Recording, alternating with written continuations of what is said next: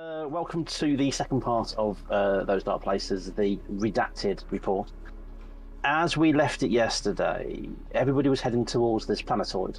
When I say everybody, initially there was two ships, which were the Pericles and the Gannet, which is the ship that our gallant PCs are on. They were following the Pericles to get in orbit of this mysterious planet, which was basically in a fixed orbit around a dead star, but in a very, very, very dead, accurate orbit, unnaturally accurate. The star also had a 200-meter wide black disc on the surface, which was perfectly measured. And so that's worth investigating as possible alien life. When they arrived, they found that the actual planet had moved out of position, so they were there a little bit early and a little bit closer than they should have been. So they had to slam the brakes on and almost damage the engines, and then they found the Pericles, which had done the same thing, but had actually damaged its engines. And then there was a third vessel, which they had identified as the Vladivostok, which had crashed on the surface of the planetoid next to the black disk. It's a ship owned by Weyland-Yutani. At the beginning of this session, we found out that Weyland-Yutani, Wayne Tanaka, I do apologise. What are my inspirations? So, at the beginning of it, they worked. The reason why the PCs were sent out very quickly, because of this discovery, following the Pericles, was because that Cambridge Wallace, the company they're working for, was worried that they had an internal leak of information to do with industrial espionage, etc., etc. Now that they've arrived and there's a Wayne Tanaka ship here, of course, that's a bit of a problem. So as we left it, Jake, you were on board the Gannet, keeping the starship stable because you had connected to the Pericles, which was in a drifting orbit, and they were slowly rotating, and you were making sure that the docking umbilical didn't come away at any point. Everybody else had gone on board. They'd found a corpse, which was frozen in one of the depressurised rooms, and then they found a second corpse in the common room, which had been beaten to death, but technically died of unnatural causes. Then they found that the life pod, which is technically the where the long sleep pods are, of one of the rooms had ejected. And then when they made it to the cockpit, the captain, Samson, was in there. He was looking down on the planet, and he was extremely emotional and talking about how beautiful she was and how she was calling to him. The peculiar thing was that the planet was rotating when you arrived, and now the planet has stopped rotating. And directly underneath where the Gannet and the Pericles are orbiting is where the black disk is, as if it's a giant eye staring up at them. And that's where we left it. So Samson, he turns, and he's, like I say, he's injured. His left arm is broken. He's got blood coming out of his ears. He's obviously taken some injury. You can't tell how, can't tell why. And you can actually almost feel the emotion coming out of him. Is extremely happy, and I don't know, there's something warm and affectionate about the way that he's looking at him, and emotions to the planet. And he says, she's calling, she's so beautiful, and there's just tears mixed with blood streaming down his face. I don't think she's calling anyone, pal. Look, your ship is damaged. You're injured. Let the doctor take a look over you. It doesn't matter. Once we get to the surface, she'll take care of everything. Once we're with her, once we're part of her, she'll take care of everything. Come and sit down, and I try and I look around. Is there like a chair or something? Yeah, there's 4 chairs in here, one for each crew member. Yeah. Like I say, it's quite a wide open bridge because it's a science vessel. It needs space for people to work, but it's still clunky and nasty. There's parts of it that looks like a World War II cockpit, airplane cockpit, and it's quite, but it's still quite spacious. He's just standing there. He just turns away and sort of the massive sort of he's looking down, looking at a kitten. I kind of go over to him and sort of put my arm on his shoulder and try and manoeuvre him round to sort of sit him down. Now, come on, let me just check you over. Yeah. I need to check. Remember, you've still got your spacesuit on as well, yeah? Yeah. Yeah. He's not got his on at all. No, he's not wearing a spacesuit. No, this part of the ship is still the front couple of 3 rooms of the ship are still pressurised. No, he's taken a pretty bad bang to the head. He's nuts. I'm kind of whispering that to Lexi rather than out loud too. So I'm going to go over and I'm going to sort of give it a general examination of his head, his ears, and see if there's any like impact. Make a medical roll. So you're rolling a d6 plus your education. Yep. And plus your medical officer skill level. What is that? Okay, so is medical officer your primary or secondary?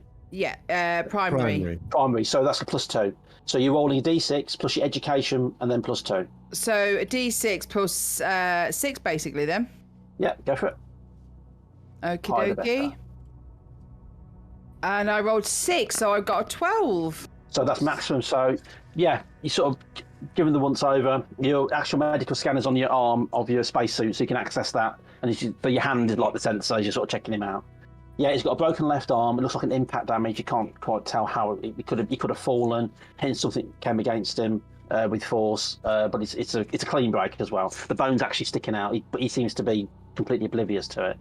The damage to his ears is superficial. It's probably eardrum damage. When he's talking a little bit louder than he should, obviously because he can't hear himself properly. And then all the other cuts and bruises just looks like grazes and from falling over. But he does have on just underneath his hair like 3 scratch marks going down his cheek and down to his neck, and you can actually see where like the skin's sort of been forced aside and it's come down in little rolls as it sort of scratched down his face. That's looks like that's bled quite profusely. Does that look? Can I gather from that? Does that look like he's been attacked? Yeah, with that roll that you just made, I mean, you rolled 12, which is about the best you can roll. So, it is the best you can roll. Yeah. So that's definitely fingernails. Somebody's scratched him right down his face. Okay. There's some people, unfortunately, that are no longer alive. What can you give us any information? What happened? There's the guy in the was it the ready room or the common room? Yeah, that was. He had a head injury. Do you know what happened? Hunstatten. Oh, Harris had to kill him. Harris is? Harris, the science officer. Yeah, she had to kill him. Why did Kojima died when the engines exploded. So why did Harris kill? Well, he wouldn't go. Wouldn't go where? To the surface. He refused to go. Right. Your team wasn't supposed to go to the surface.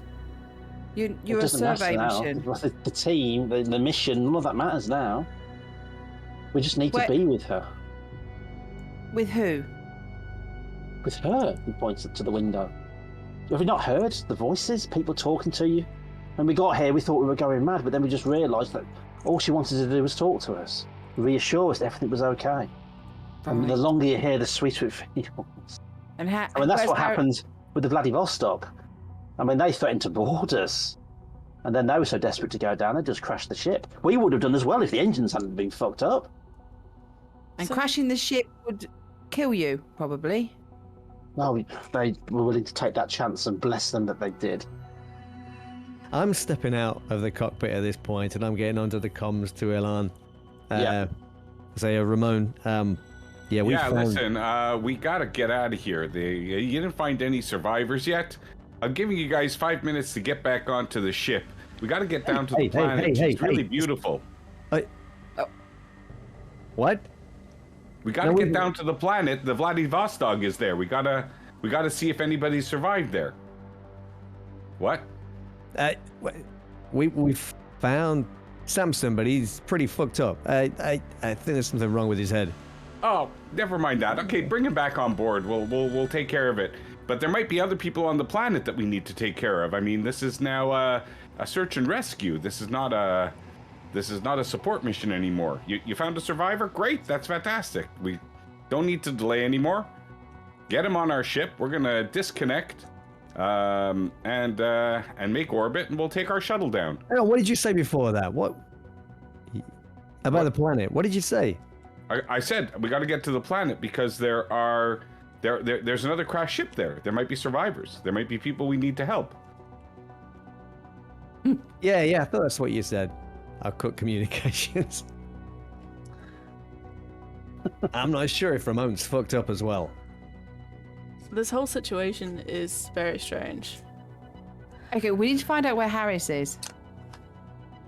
I think it's That is Harris, the guy that you just treated. That's Harris. Okay, Oh, sorry, okay. no, that's Samson. Harris. Sorry, Harris. I can't read my own freaking notes. We know one of the escape Why I pods. had to type everything out. One of the escape pods was jettisoned, right? Right. She must have been on that. We found the other 2 members of the crew, and we found Samson. She's got to have left. She's got to be down there. Maybe it's her that's opened up that communications channel. I don't know. Maybe it's coming from the... Well, she's left this guy behind. I turned to him. Why did you not go with her then in the shuttle? Why did I not go? She didn't think I was worthy. See, when we first came here, she was in a spacesuit. She went out to get closer to it. We had to drag her back in.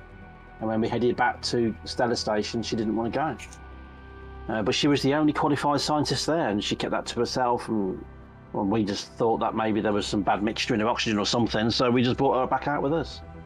And the first thing she wanted to do was head down to the surface, so I tried to stop her, and he touches his face where he's been scratched. Tried to stop her, she wouldn't have it. She got into the bunker room and ejected. And Okay. that's when Wayne Tanaka turned up.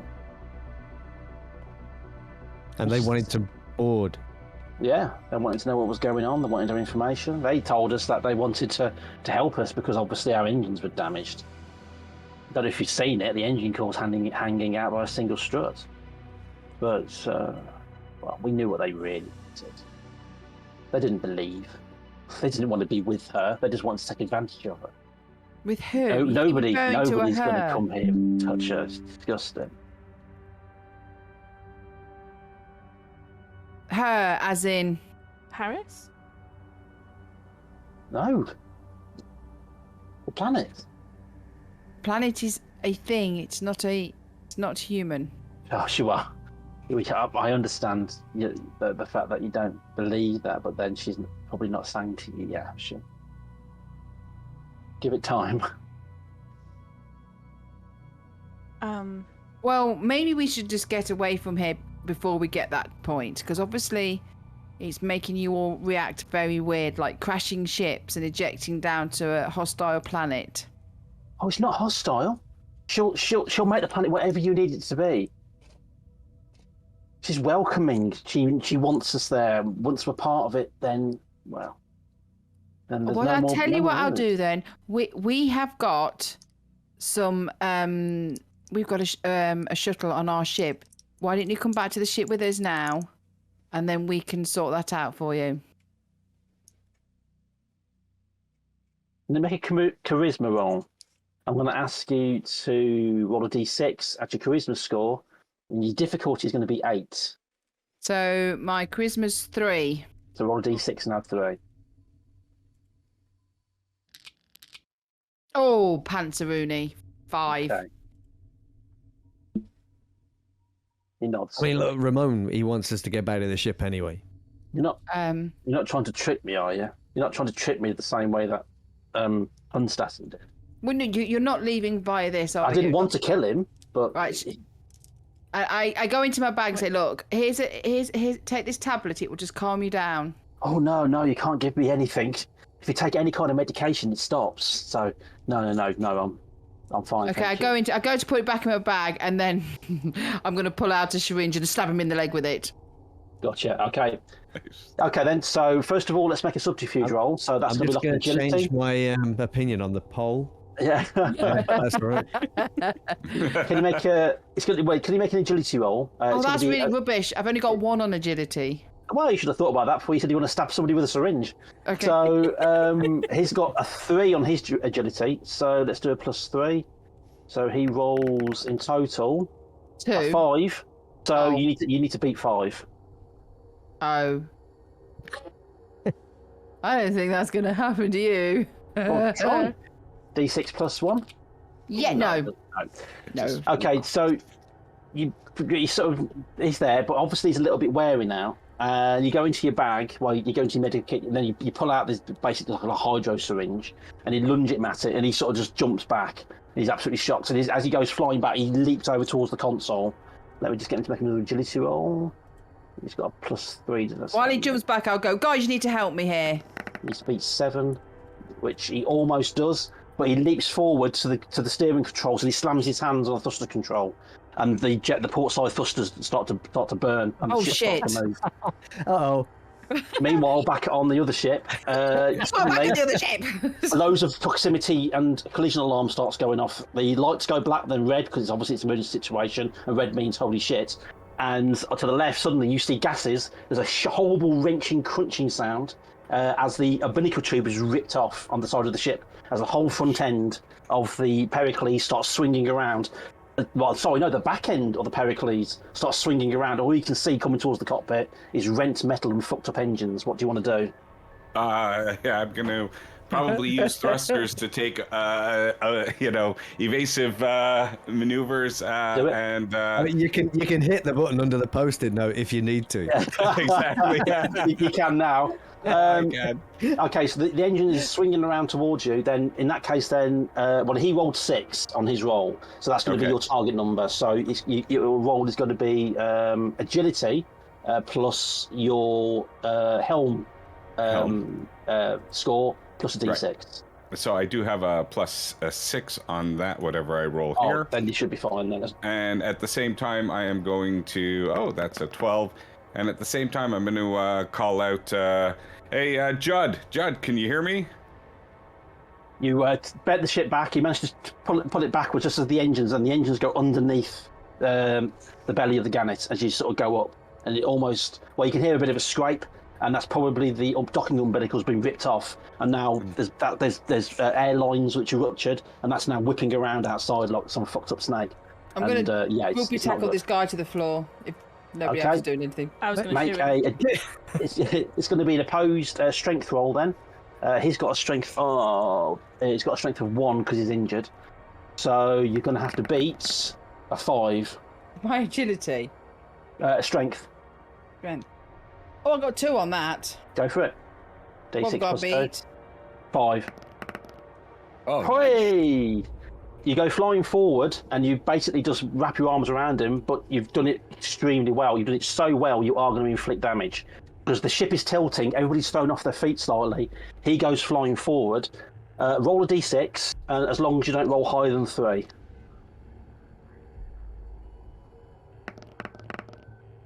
Okay. His head comes smashing down to the console. There's a horrible crunching sound. And then basically, because you're in a spacesuit, remember, and you're lying on top of him. And he's down on the ground, and he looks like he's in quite a bad way, but he's still alive, unconscious. Somebody switch the thrusters off. Yeah, the ship is starting to gain speed now. It's literally starting to turn. Okay. Freaking communications. Judd, can you hear me? No, I'm on the floor. You're on the floor. Well, fix Malcolm's communications. We just got cut off earlier. I've ordered everybody to come back to the ship.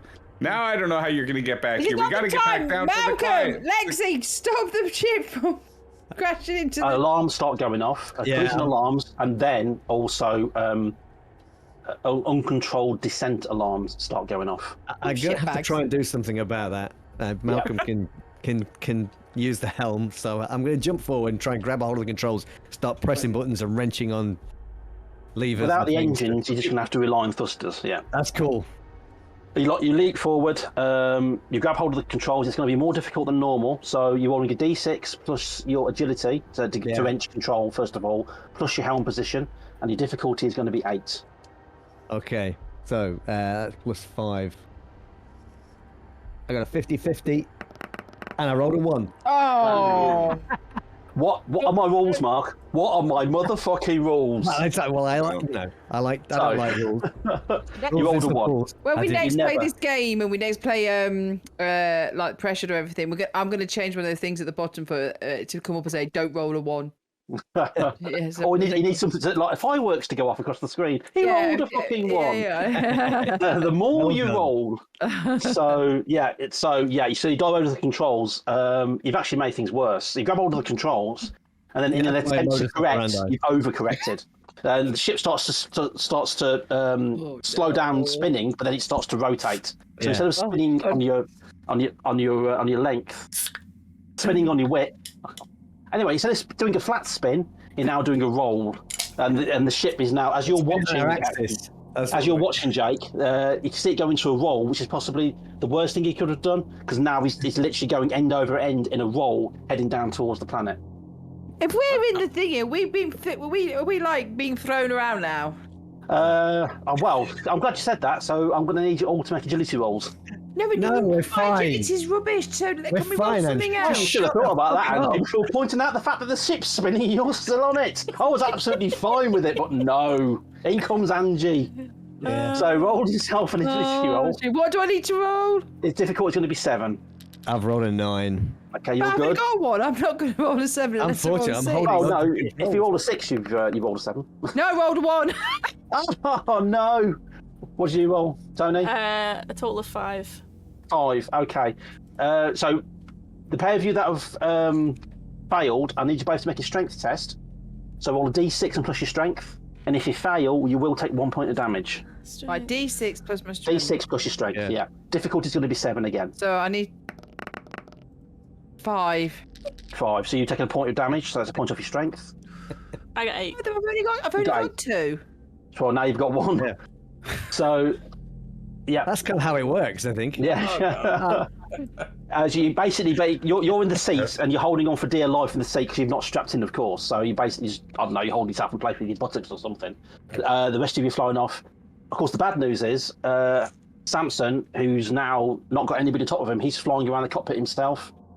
He was already at 0 strength. So, he smashes into the cockpit window and his brains splash all across the glass. And his body's basically just now bouncing around lifeless like a pinball around the inside of the cockpit.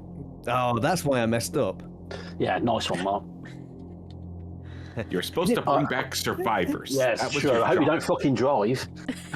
Where did you get your I am license? actually. I am a terrible driver as well. Okay, thanks. You used to be a taxi driver, but too many deaths. So yeah, it's terrible. So that's what's happening right hard now. to get insurance after that. Okay. Oh. I'm going to have to try and correct this if I can. Okay, so again, make another d6 agility roll. What's higher actually? Your agility, your education. My agility. Okay, so yeah, go for agility then. You're basically trying to just physically wrestle it. Okay. So yeah, d6 plus agility plus whatever your helmsman thing is. I rolled 11. Nice. Brilliant. You're starting to get control, but by this point, it's actually too late. You've actually hit the atmosphere now. The ship starts to shake. But all you can do is now get her flat belly up so that you can hit the atmosphere at a decent rate and then slowing her down. Meanwhile, back on the Gannet, you're watching all this happen outside. You're shouting, "What's going on? What's happening? You've got to get over." And then all you can hear is, slowly shouting, lots of static. You see the ship spinning flat, and then as it starts to slow, then it spins on it, starts rolling, and then finally it sort of flattens out, and you see it hit the top of the atmosphere, and then that sort of white glow starts to appear underneath it. She's in a controlled descent. If Mark can actually land it. If Malcolm can actually land it, is another question entirely. What do you want to do? Oh my God. I'm gonna shout out, guys, the life pods! Take the life pods to the planet. I'll bring the shuttle there. I don't know if they can hear me or not, but that doesn't look good. So it's like, get in the life pods, get out, and I'm gonna prepare the ship, I guess, for wherever it has to be, out of atmosphere or inner atmosphere. To quote somebody else, I don't know how space works, so I'll just and I'm gonna prepare my suit. I'm gonna prepare the shuttle, take the equipment, and head with the shuttle to go down to the planet. Okay, then. So what's this all happening with the other guys? Then you're putting your ship into an orbit. You're going to be geostationary. You're going to hang above the location, yeah. Yeah. Okay, and then head down to prep the shuttle. Okay, well, Malcolm, it's up to you now. You've got no engines. Yeah. You've got no gravity control. How long have I got? How long have I got before we hit the... Like I say, it's a very small planet. It's a very small planet with a very thin atmosphere, probably half a mile maybe from surface to the upper atmosphere. I don't know, but I'm not. I don't know anything about meteorology. All space, it happens. And I heard Ramon's last message. I'm trying to figure out whether or not it's easier for them to get strapped into the seats, or whether it'll be better for them to try and get to the last escape pod, because it only took 2. Well, I'll tell you what, you've got enough time to do one or the other. You can either get to the escape pod and get off, either just two of you or all three of you, which has its own dangers because you're ejecting whilst entering atmosphere. Or you can try and land the ship. Each one is as difficult or dangerous, but you need to make a decision now. I'll be telling them to get to the escape pod. I will try and land the ship, I think. Okay, you sure? No, but I'm going to. That's my Why first. don't you put my the first thought. autopilot on? No, the autopilot ejected earlier. He's had enough of your shit. He's gone. No autopilot. That's then. how autopilots work. Okay then. Won't be doing that then. Yeah. So, as I'm wrestling with these controls, I'm shouting back, "Get to the escape pod now!" to the other two. Yep.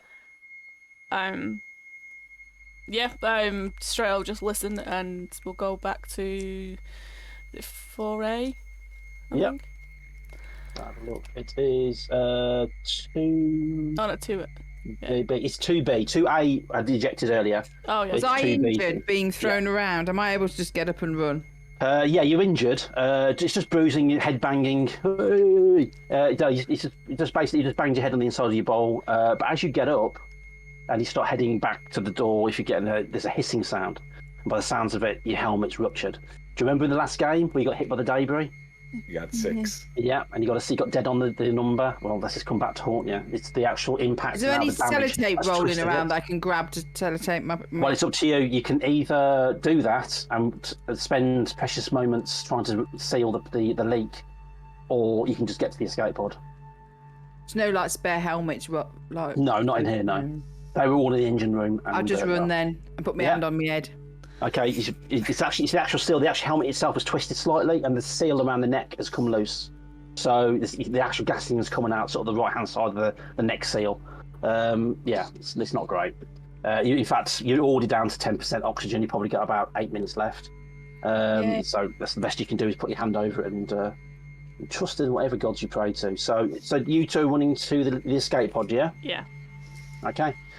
You get into the escape pod. It's literally just you go in, you strap yourself into the long sleep pod, which will seal around you and then fill with foam as it ejects. The whole section will eject and then drop down on its own.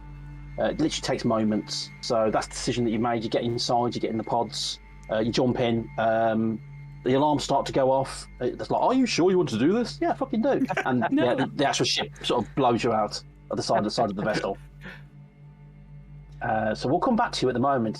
Whatever happened, as you were ejected from the ship, there was a horrible crunching, rending of metal, which didn't sound good. Oh no! But you eject from the ship. Meanwhile, Malcolm, you are dropping to the surface. The alarm comes up to say that the other pod's ejected. Cool. And they'll casually pilot the ship back into orbit. Hey, and then fly home. Hey, fuck you. Anyway, no. The thing is, you ejected whilst going to atmosphere, and the actual force of the ejection, which is explosive bolts, has now knocked you off course slightly. So you're going to have to correct for that before you can land. Oh, brilliant. So, can you make a D6 roll? And well, same again. Difficulty is going to be 8. Make a roll. 9. Brilliant. So it blows you sideways slightly, but you manage the rest of the controls. It's completely unresponsive. It is literally like piloting a drunk elephant on the back of a brick. A very, very fucking big brick, which doesn't know where it's going. I'm a leaf on the wind, John. Oh, don't say that. He died at the end of that. Oh, shit. And, but oh well. Nice. I'm a leaf on that. Should have just kept your mouth shut. Get out of the seat, you twat. Stop being poetic. So the ship's dropping down through the atmosphere at a rate. Now, you don't have gravitics to control your descent. You don't have your engine power or your null grav to help you float down. It's going to have to be use your thrusters at the last moment, hope to level the ship out, and then bring you in for a belly landing. Perfect. Well, that's all you can do. That's what I thought. I've done this before once in a simulation, I think. Yeah, and everybody died in that as well. It didn't work, yeah. Yeah, you're blasting down. Well, unless you've got any other ideas of how you want to land the ship. Nose first or something. I mean, there's no liquid water or anything on the planet surface or any kind of liquid. So, I have no other ideas. Oopsie. Make your roll then. Difficulty is going to be 8.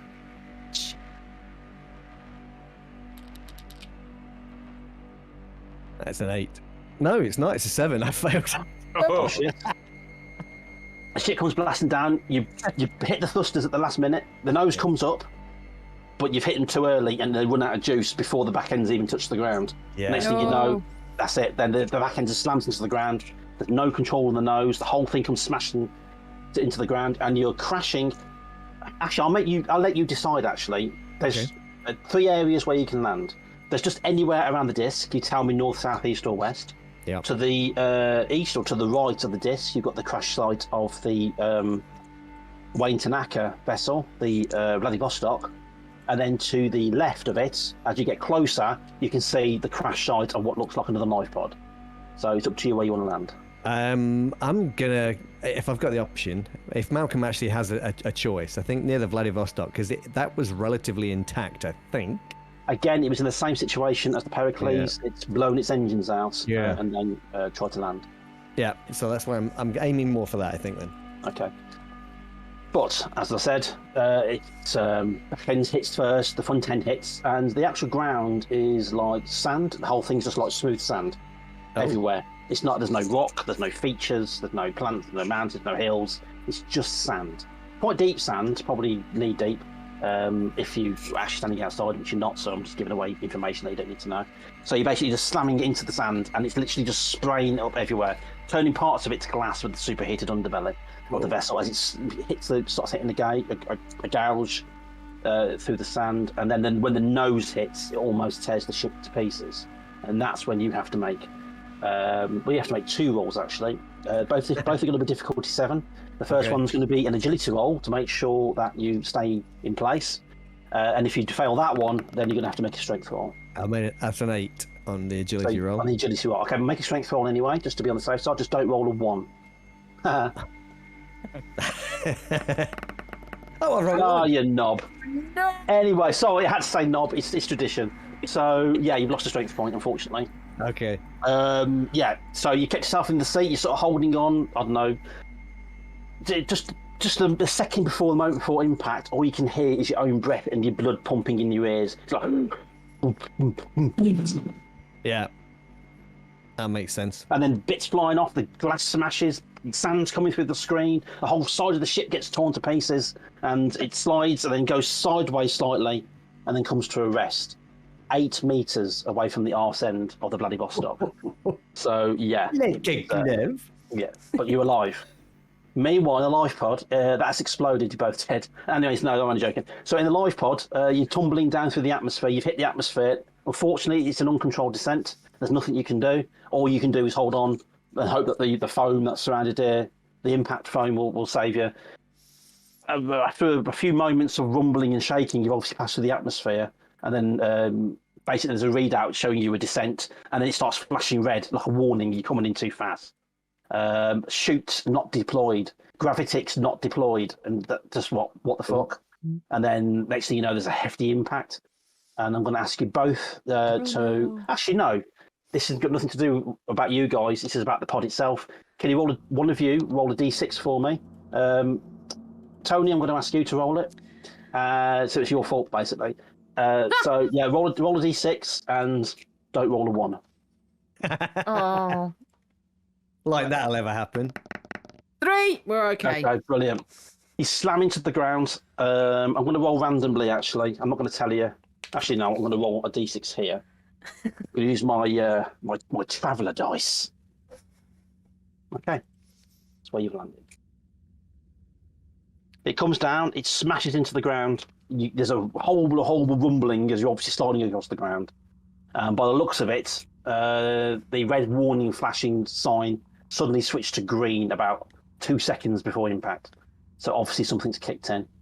And then the light, and then the ceiling of the pod ejects, blows open. That flies in all directions, and then your pod pops out, and all the foam comes out like you've been, I don't know, at some dodgy 90s rave. And so yeah, and you're alive. Oh my Wow. For 8 minutes. Well, you've got 4 minutes now. God. There's no spare hats in there then. No, like I said, all the spacesuits and what have you in the engine room, so there's nothing in here. She doesn't want a spacesuit. She just wants a hat, mate. I Yes. have for it. Oh, yeah, but there's no helmets in here. Kiss me quick hat. Oh no, let's keep the suits in the engine room. We'll put all the helmets in the bunks. That's a great idea. Nice one, bud. So anyway, yeah. Yeah, so it's just getting up and like getting grasp of the surroundings. No. Yep. Opening. And would we have crashed? Have we seen the descent of the Pericles or?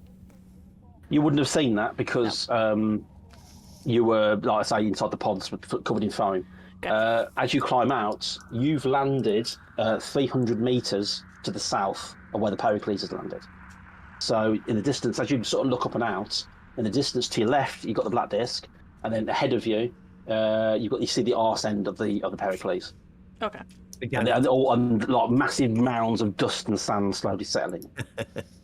But what's amazing is that the thing that catches your attention is to the left, that black disc is hovering about 20 meters from the ground.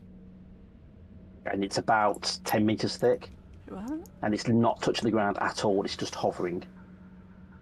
I haven't left. I'm searching the pod for patch kits and things. Okay, make an education roll. You don't know this pod, you've never used a pod, so what you're supposed to do is read the safety instructions before ejecting so you know where everything is, but time was of the essence.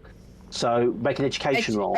Well, I've got 4 points in that. Well, there we go. Difficulty is only going to be 6 as well, so basically... Oh, yeah. Nice. You smart. Walked it. 9. Yeah, beautiful. So you're quickly looking around, and yeah, there's an emergency kit, and one of them, it's like a sealant, so you're supposed to use it on holes in the hull. But you can spray it on your helmet still. It's going to be a pain in the arse to get off. Someone's going to have to use a welder or something to get it off, but at least you won't die. Well, I might die because I've only got a couple of minutes of oxygen left. Well, you only had 4 minutes of oxygen left because you had the leak. But if you seal it, that's going to get you a better part of an hour. Oh, cool. I'm going to live. Well done, yeah. All's fine. Don't worry. Okay. So Okay, I'll come out now. I'm looking around at what's going on, turn around and Judge just there, I'm like like- spraying her head. It's like, Yeah. Now's not the time. I've got to look my best. So it's basically like polyfiller. So you literally just spray it over, and like I say, it's supposed to be for holes in the hull, small holes in the hull. So it just seals them temporarily. But no, that'll do the trick.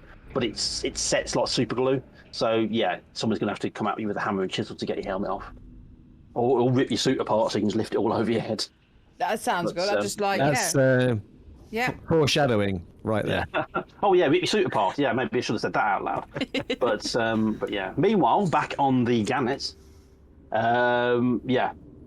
you get down to the landing bay, and the shuttle's all pre-prepped anyway. So it'll just take a few minutes just to get it set up, and then you can drop.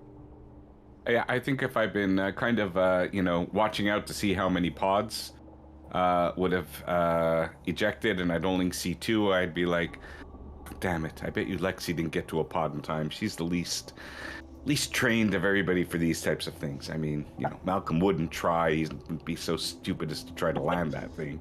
Oh, fuck. Anyways, I'll have to write a report now. Shit paperwork. Yeah, get the evaluation report out. Failed.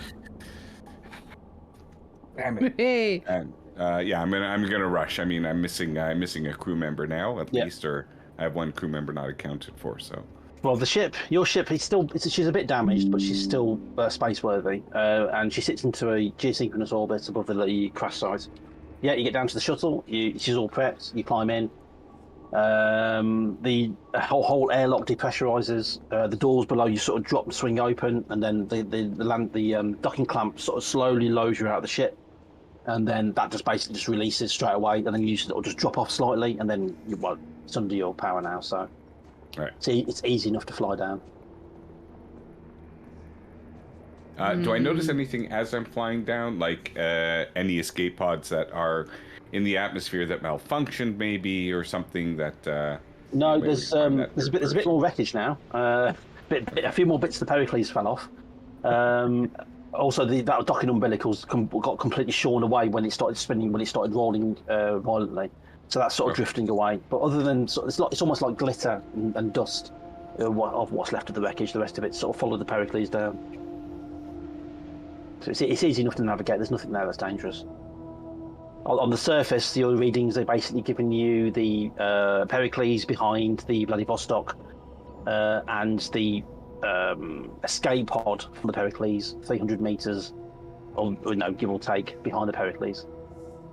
Can I check the atmosphere down there now that I'm inside maybe the that static interference? Is it breathable? Is it not? Is it the static interference? It would play havoc with big ships. You've got bigger gravity generators, and that will really interfere with them. On the smaller ships, with smaller generators without the similar power outputs, it's a bit of a bumpy ride, but it's not enough to knock the ship out of orbit. And according to your readings, you should be able to break orbit as well and get back up into space. So yeah, it's a bumpy ride. It's not comfortable. A large ship would struggle, probably crash, to be fair, but it seems to be okay. But you switch on the atmospherics and start to do a scan. When you first arrived, the scans were telling you that there was an atmosphere and the cloud was basically just like sulfur, or it's just like really basic sort of elements. As you're descending down to the surface, the actual readings are physically changing on your scanner. So the readings, which originally said no air, like 80% nitrogen, and then the clouds were full of methane and ammonia, that's all changing slowly. And by the time you've extended your landing legs and are coming into land, the atmosphere has actually now fully changed to an Earth-type atmosphere. And even the gravity, which was at 1.6, has now dropped down to a standard 1.0 G. The whole thing has changed.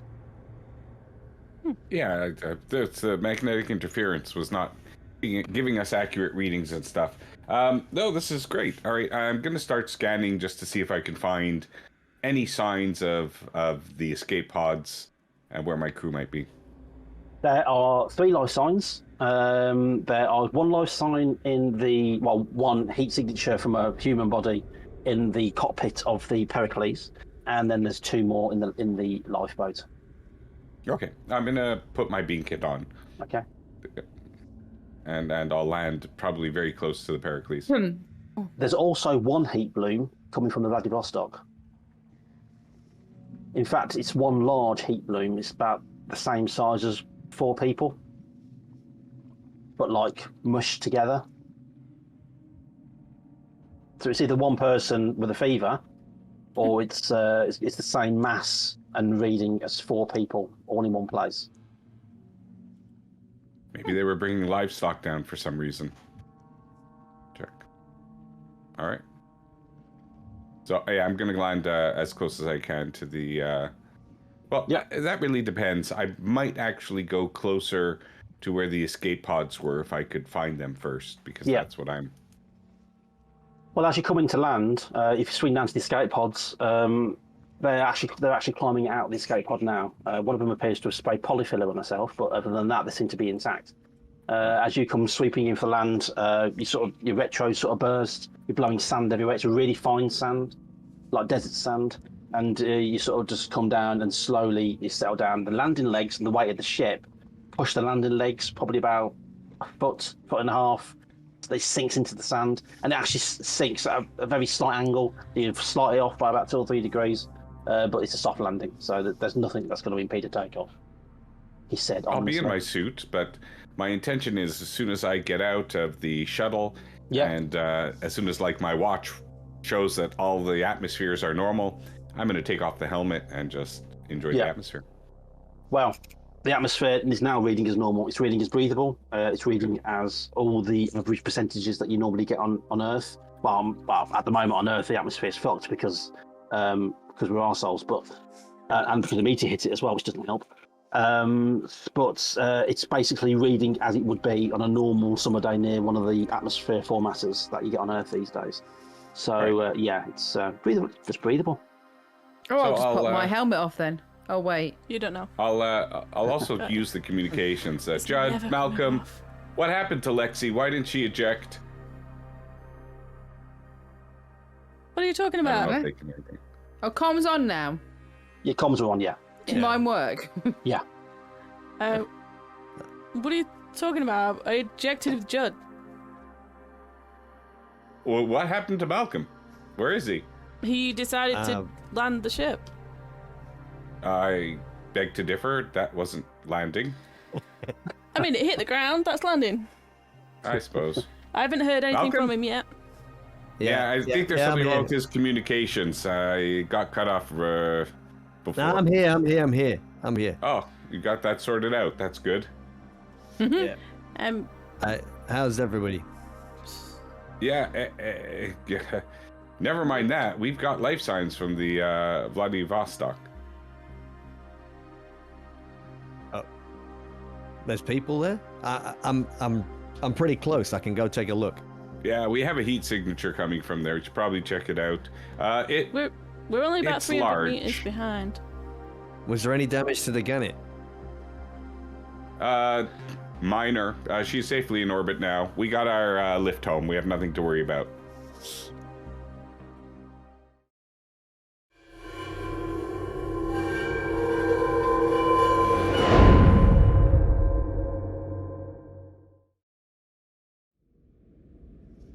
So you've got Jake, who's in the shuttle. You've got Angie and Tony, who are in the escape pod. And Technically, I can't. Judd and Lexi have got less distance to walk to get outside than perhaps Ramon and Malcolm. I mean, probably, yeah. technically, I'd already thought that. I kind of already gone with the idea that I probably had to get the surroundings and everything. Yeah. Oh, yeah. So That's a good point. yeah. Okay. So so you step out onto the planet's surface. Your foot goes into the sand and it sinks probably about 3 or 4 inches, so it's not deep. Just like stepping onto deep beach sand or dune. So so your boot does sort of slip down a little bit, but as it slips down, it feels like the sand tightens around your boot, and then the ground starts to shake, and you can all feel the ground shaking. The ground shaking, it's shaking through the vehicles, and then the actual sand itself is vibrating almost. If you put sand on, when you put sand on speakers and it makes all those shapes, it starts to do that. Like geometric shapes starts to appear in the sand. It does that for about 4 or 5 seconds, and then it calms and then stops. Okay. Yeah, I'll just say on the comms, like, just be careful. There's something wrong out here. Something. It's Shai Halud, sorry. No shit. I think there's something with the sand. I don't know. But it felt really nice. I mean, it looked beautiful. There was it's almost calming, the sound, the rumbling that was going through your helmet. It was like a white noise. Gave this inner calm and inner sense of peace. It was, how you interpret those feelings is completely up to you, but it's, it felt familiar and comfortable. Okay. This is so weird.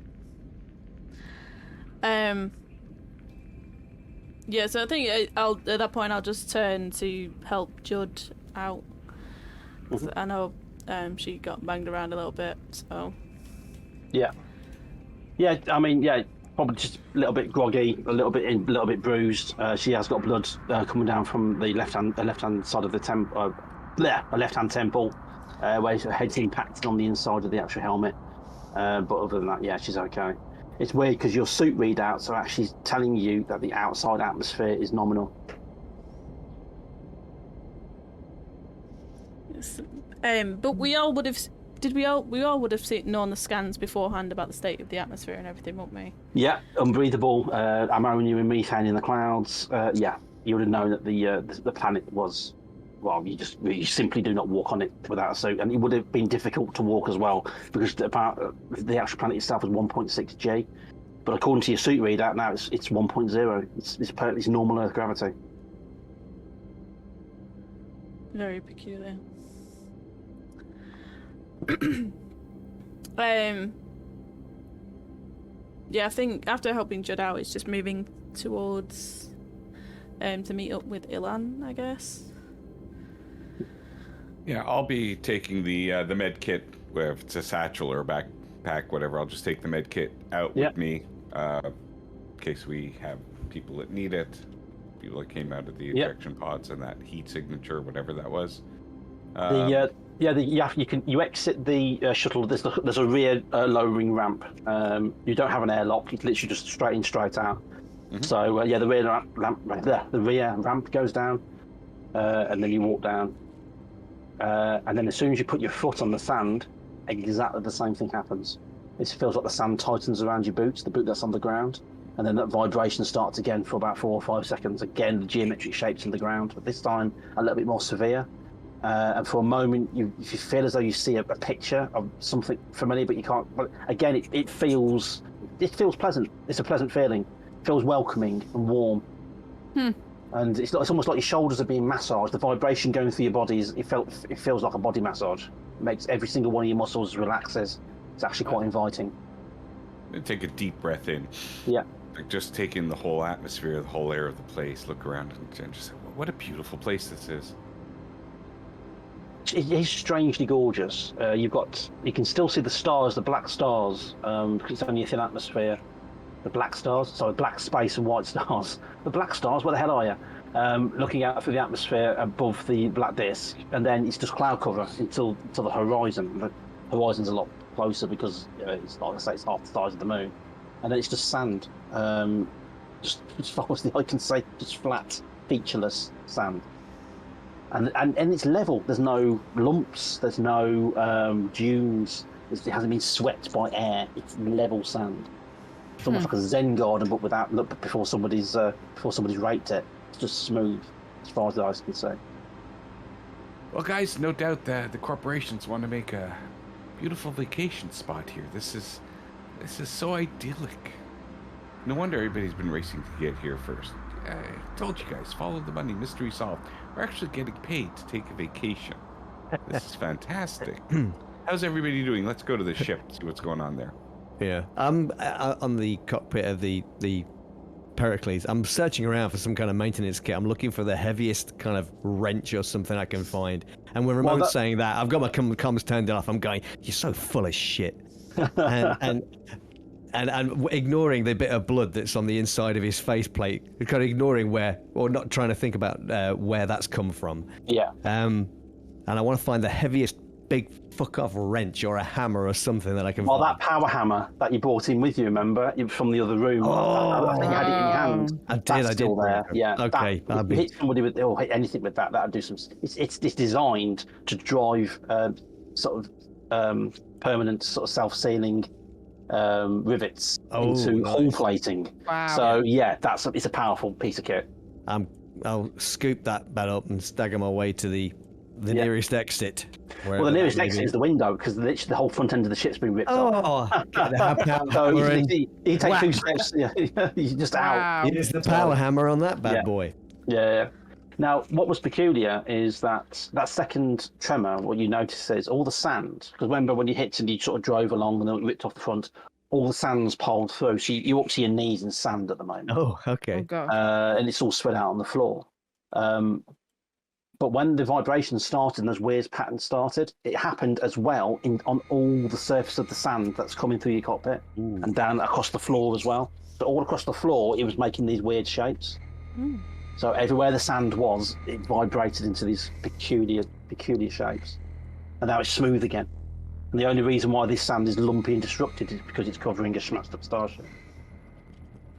Okay. I'll make the gap wider in the window where the window's missing if I have to with the hammer. Yeah. Try and climb my way out. Yeah. Climbing the sand, look, like I say, it's like a dune, so your hands and your knees and your feet are sinking a little bit, but it's actually strangely easy to climb. And then when you get to the top, the nose of the ship, which has been ripped off, is under the sand. And look behind you, you've got like a groove just disappearing off, and in the distance, you can see the shuttle and the life pod. Okay, just wave in the direction of Ilan and the others, I guess, and make my way down towards them, dragging this thing behind me. As soon as you step off the nose onto the sand proper on this planet's surface, exactly the same thing happens again. Hey, fuck! You have the same feelings, everything. Do you want to keep your foot in the sand while this is happening? I think as soon as it moved, I think I'd instantly pull my foot away just to out of You reflex. do that, but it's as if the sand is still attached to your boot in tendrils, and it's still wrapped around you. It's not pulling on you, but it's like it wants to stay connected. And then when you move back, it does it for about 4 or 5 seconds, and then it smooths out. Kind of bullshit. Are you guys okay? I could just make you out, I think. Yeah, we seem to be okay. And Judd took a hit, and when we were back in the vessel, but she seems to be okay. Yeah, let's just head to the ship and let's get out of here. What do you mean get out of here? We gotta check who's in the Vladivostok. We gotta send our reports. Screw the reports. This is just a nightmare. We're gonna get out of here. Send a message to them. If they want to come with us, they can walk across and come with us like we're walking. We're walking back to the ship and we're getting out of here. Oh, well, listen, we don't need to rush. I mean, we had a harrowing experience. Might want to rest up a bit before we take off from this planet. Let's try to figure out what happened here. See if you can access any of the scientific instruments on the Vladivostok, if any are still functional. Let's get as much information as we can about this place to bring back. No. Lexi, I'm heading back to the ship. We're getting out of here. What are you doing? Well, I can't pilot. I say we, I meant Malcolm. Yeah, what? What are you doing? Are we heading to the ship? I'm not. Give me a chance. I'm miles away. Well, we could lift the ship up and take the ship to him. And we need to go and get Malcolm. I don't know how ships work the size of this ship. Is it like a little one that can go... I mean, it's probably not miles away. Oh, right, okay. 300 it's meters. probably meters. Yeah. Yeah. But... Malcolm, you climb out the ship, chatting around, looking around. You notice that the side of the Vladivostok that's facing the black disc be ripped apart from the impact. Wow. But you also see there's something actually coming out the side of it and along the floor all the way to the black disc. And it's like from this distance, it looks like a black tube, a ribbed black tube. And it's literally coming, it's only thin, probably about a foot wide. And it's coming out of the side of the ship, where the vented hole is. It's lying on the sand, half buried in the sand, going all the way along the sand in an almost perfect straight line, and then it goes underneath the black disc. And you notice that underneath the black disc, it's quite dark, but in the gloom, you can see what looks like a pit, just probably about 100 meters wide, and that's in the very center, underneath the actual black disc. And this piping goes all the way along and then disappears over the lip of the pit. This black piping, does it look like anything? It's not something you'd see on a starship. No, I was wondering if it might have been like some kind of umbilical that we might have had on. No, you don't recognise it at all. You've not seen anything like that, not of that design. It doesn't look like any conduit that you know. Oh. But from this distance, you're probably about 30, 40 metres away. Yeah. You can't fully tell. You just see it as a ribbed black pipe. Oh, maybe there's somebody else here. Sorry? It looks like there's some kind of umbilical stretching from the Vladivostok into a pit. Some kind of pit below this black disc. Can you see that? That thing's hovering. Can you see that? Can we see that? Yeah. The black disc is hovering about 20 metres from the ground. Yeah, I don't understand how it can even do that. It's so large. There's no energy readings. Usually on these suit sensors, you'll get readings of sort of null grav interference. You get it on Earth when you get the null grav cars flying over. But there's nothing. There's not even any kind of magnetic reading. It's literally just hovering there.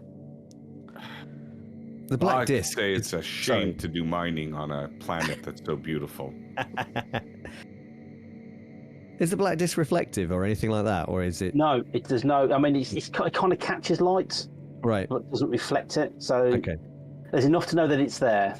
You know what I mean? You can see the shape, you can see its edges, but it's not really reflecting light. It doesn't look like a solid object. It's solid for sure. Yeah, you can see that. just like smooth glass, like obsidian almost. So are we meeting at Vladivostok or something? Yeah, if there's people there, but might as well at least try and see if they're still alive. Yeah, it looked like there were multiple people, like, all huddled together. Maybe they're just staying in the same, place that's... So that's not weird then. There's a black tube thing going from that to there. And they're still huddled in the ship. Oh, I don't know. It's a crying shame that they're destroying the planet or whatever they're doing at that activity. This place is beautiful. Anyways, we'll settle out. We'll figure out from them. We'll just. Well, let's go back to the ship and open some comms with them before we go gallivanting in there. Like it's like a picnic at the park day. It's like we need to establish what's going on before we go in there. I don't know. These people could be in trouble. Do you see the crash? I mean, they skidded for quite a while. Look at the length of that tear that's going through the planet. I mean, their ship isn't going anywhere. By law, we're going to have to go and at least take them off the ship. Well, are you two still near the ships? Just pop into the ships and try and open some comms. Oh, we're within range. We've been trying to open got comms. open Nobody's comm, answering at the minute. I mean, if you want to use a starship for comms, the shuttle will be able to do that. But the Pericles is out of action now. It's a dead ship now. I'll go into the shuttle. And what's our ship called? Gannet. The Gannet. God, but you're the only doctor we have here. I have the kit. You gotta come in. You're the and one see that's what's going about on. protocols and doing everything by the book. If you want to go deal with communications from the ship, if we even have any, if their communications are working, send Lexi to do it. You're the medical officer here. We need you if anybody needs medical attention. Well, no one's going anywhere until we've established what's going on. If you're the one that wants to do all the protocols and all the reports and do everything above board, you know that the protocol is that we try and establish communications with them. You don't just go roaming across and then, going in. We could be... You could be going in there and it could be poisonous. It could be all sorts of problems going on there. Try and get communications. You know the protocol. Have you had a bang to the head?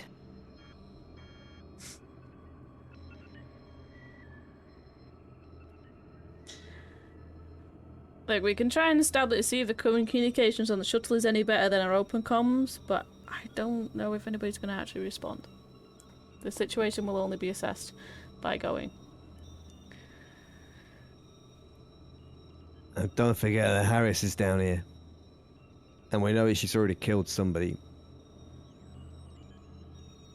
Has she though? Because I'm sure the captain said that he killed somebody as well. I don't think that captain knows what the fuck went on. He's all messed up in the head. He's not crazy. Crazier than Elan. It's a bit more than messed up in the head now. His head's all over the top there. Yeah. I mean, his head is now messed up. Oh. So I'm going to go onto the comms and... Over the comms, suddenly in your helmet, it suddenly bursts over static. Help! Is there somebody there? Is there somebody there? Hello? Sorry, hello! Anybody? Yes, we're here. Oh my god! Oh my god! I'm on the bloody Vostok. You've got to get here before it gets me. What gets you? It's trying to take me away with the others. If you can just get inside. I'm almost out of oxygen. I've only got 6 hours left. I've been trying to bleed out with extra canisters. I've just been stuck in here. Sat in this space sort of been shitting myself for the last 7 hours. I need someone to get in here and get me out of here now. Please, for the love of God, you've got to get me out of here. Can you hear me? Yes, we'll hear you. Right, we're coming across. You in the space shuttle? Yeah. Please, Why don't you just step outside? The levels of oxygen are fine. I'm in the storage cupboard. I've been in here for God knows how long. It's outside, and if it takes me, it'll take me like it's taking the others, and I can't do that. I don't know what's going to happen. I need you to come and get me, please. Please help me. Are you armed? Do you have weapons? Do you have guns? We have one gun. Jesus Christ, we're fucked. Please, help me. Okay, stay where you are. We'll come and get you. Thank you. I go to the comms to the other guys. Mr. Oh, right, okay, there's a guy there. He's in a cupboard. We need to take weapons. He's being got by something. Being got. What the fuck? John? What? Have you had a bug to the head as well? Right, do you want to go talk to the guy yourself? Right, there's a guy in a storage cupboard. We've got to go and rescue him. Something's getting him. All the others have been took off, apparently. We need weapons. Judd, I think you just need to treat somebody for space sickness. That's all. Jeez, I mean, there's nothing hostile. Malcolm, have you got that power driver? Do we carry extra weapons or anything on the shuttles? No, it's all on the ship. Okay. Great. But you've got your accelerator rifle. Remember? Yeah. Yeah. So, Ilan, grab some weapons off the ship. Well, He's down here on the planet with us. So I thought we'd landed. He's in the ship. No, I he have brought the a med shuttle kit. down. We have medication. I Oh. mean, the guy is Missed that. the guy's probably here too long. He's just probably got some, mental condition. He's been alone too long. It happens in space. Well, we'll have to hop to it then. Let's go and help him out. Get him a sedative. He'll feel better. He'll see us. He'll feel better. So who's heading over to the Vladivostok? Oh, it looks like we all are. Yeah. Across this Gonna head over. desert, so we can't even get any trees or rocks to hide behind and try and disguise no. ourselves. Just I know, right? I'll disguise myself as a spaceman. So yeah, you sort of you start heading over. You're going in as a group, or Yeah. Yeah, but I mean, would Malcolm wait for us? I don't know, will he? with his power hammer. I mean, that's a good question, isn't it? I mean, he didn't hear the guy speaking. He doesn't know. He only has had Judd's interpretation of what that guy was saying. Oh no! You all heard it. Sorry. Oh, in No, that case, sorry. right? Okay. Yeah, it was basically an he was saying, old channel transmission. bring weapons. Then no, Malcolm is not going. Yeah. Okay. He may be stupid, but he's not daft. So yeah. Can I have the map of the Vladivostok, please? That one. Excellent. Now, the Vladivostok is so badly damaged. Number one, by the way, is the cockpit. The Vladivostok is so badly damaged that you can pretty much enter in any surrounding room. So the engine is pretty much been ripped apart. That's all gone. There's holes leading into the cargo area, room 6. The airlock is room 8. The 3s are the bunk rooms. 4 and 5 are storage rooms. Number 2 is the common room. So, well, you choose. You can clamber across the hull and enter through any. Like I say, the vehicle itself, the ship itself, has been torn to pieces. So there's holes in every single room. So you can enter in any room that you want. Apart from, room 1. The actual. The room 1's the bridge, and that appears to be sealed still. And room 3 on the left is where that weird pipe is going into. Yeah. room 3. This one. Yeah. On the left. So, and this communications was stuck in a storage He cupboard. said he was stuck in the storage cupboard, yeah, 4 but or 5, right? it didn't actually say where. Yeah. Maybe 4 or 5, yeah. Yeah, that would have been a really good idea to have asked. Can I Hey, get back? Ramon, where did you see that heat bloom thing? You said there was 4 people. There's just one guy in there now. The heat bloom. Sorry, go on.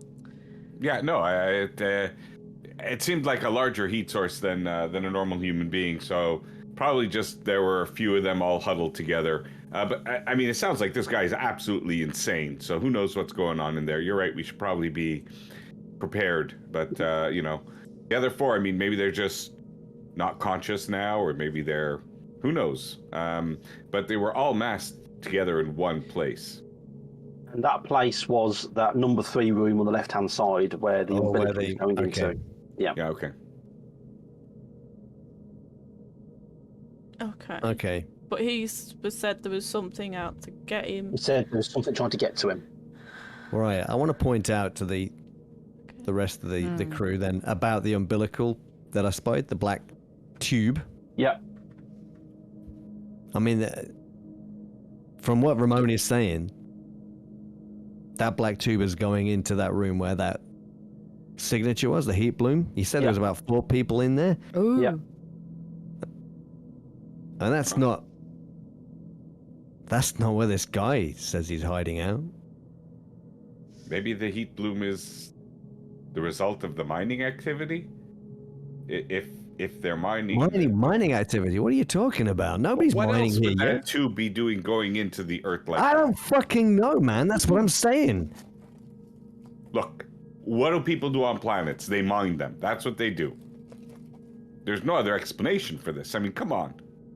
We've been to enough places. Maybe They they weren't have mining some here. sort They of didn't. technologies. Right, maybe they're air conditioning the place with geothermals from there. Who knows what they're trying to do? There's something going on. I just can't look across at Will you get this guy? Well, what else could it be? I don't know. I don't know why you're arguing with him. Do you not recall what the other guy was saying up on the ship? That the planet was beautiful and the planet was great. What he's saying right now does not sound pretty familiar? Whatever's got to the other guy got to him. I don't know. It sounds more like that captain had something going on there. I mean, maybe the Do you not think this oxygen planet's levels weren't right. beautiful?